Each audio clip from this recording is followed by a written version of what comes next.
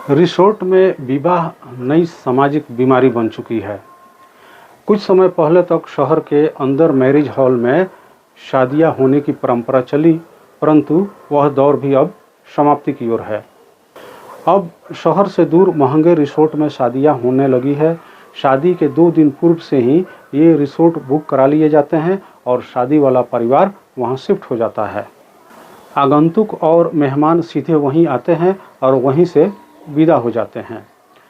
जिसके पास 4 पहिया वाहन है वहीं जा पाएगा, 2 पहिया वाहन वाले नहीं जा पाएंगे। बुलाने वाला भी यही स्टेटस चाहता है और वह निमंत्रण भी उसी श्रेणी के अनुसार देता भी है। 2-3 तरह की श्रेणियां आजकल रखी जाने लगी है। किसको सिर्फ लेडी संगीत में बुलाना है, किसको सिर्फ रिसेप्शन में बुलाना है, किसको कॉकटेल पार्टी में बुलाना है और किस वीआईपी परिवार को इन सभी कार्यक्रमों में बुलाना है। इस निमंत्रण में अपनापन की भावना खत्म हो चुकी है। सिर्फ मतलब के व्यक्तियों को या परिवारों को आमंत्रित किया जाता है। महिला संगीत में पूरे परिवार को नाच गाना सिखाने के लिए महंगे कोरियोग्राफर 10-15 दिन ट्रेनिंग देते हैं। मेहंदी लगाने के लिए आर्टिस्ट बुलाए जाने लगे हैं। मेहंदी में सभी को हरी ड्रेस पहनना अनिवार्य है।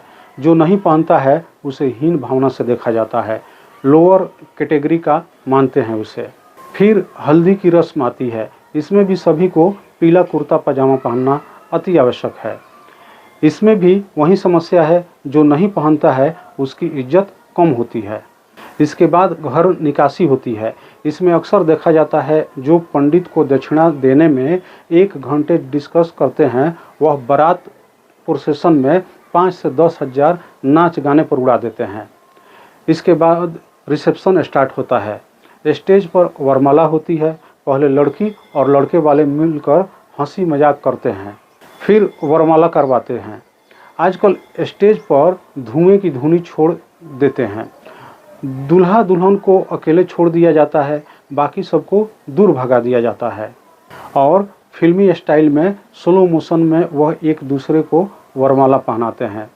साथ ही नकली आतिशबाजी भी होती है। केक भी काटा जा रहा है। आजकल का नया फैशन हो गया है केक काटना।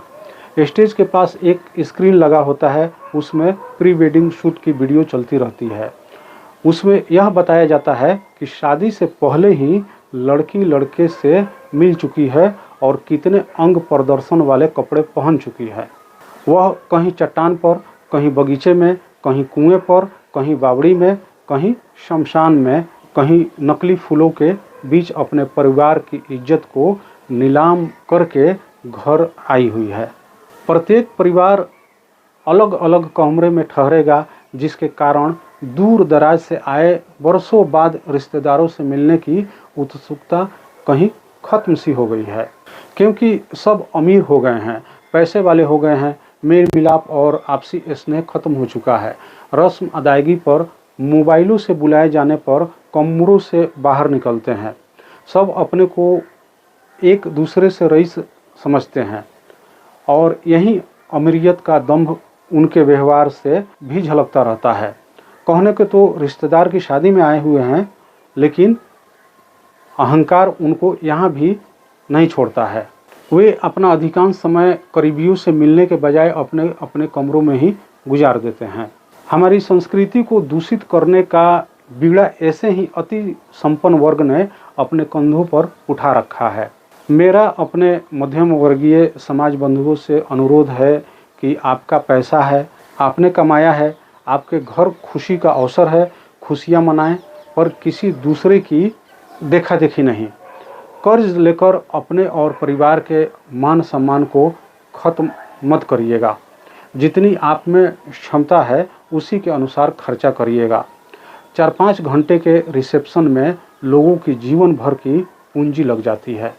दिखावे की इस सामाजिक बीमारी को अभिजात वर्ग तक ही सीमित रहने दीजिए। अपना दाम्पत्य जीवन सर उठा के स्वाभिमान के साथ शुरू करिए और खुद को अपने परिवार और अपने समाज के लिए सार्थक बनाइए।